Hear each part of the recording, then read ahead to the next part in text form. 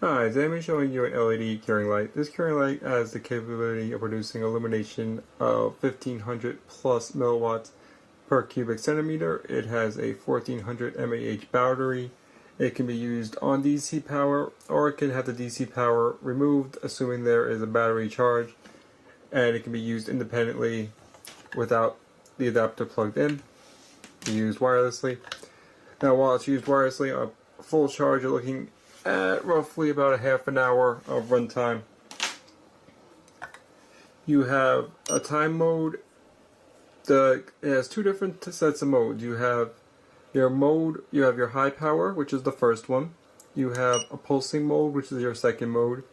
And your third mode is a gradually increased power, where it will gradually increase for the first half, and then the second half runs at full power.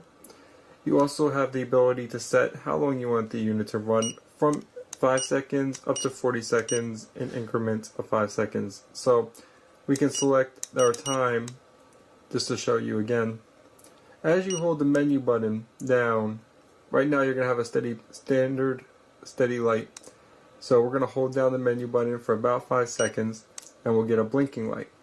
Now we can select which mode we want to change the time on. So we want to change 1 to 10 seconds. So we can change 1. We can change all of them while this mode is active. So we're good right now, so we're just gonna hold the menu button again and hold it a little bit longer. And now we have our time selected. So this unit right here is from another unit. It's not for this one, but the sensor apparatus will display how many milliwatts per cubic centimeter is being registered on it. And currently we're getting a reading of about 1750. 1750, wow. It rests nicely in this stand. The back goes nicely into it. The shading unit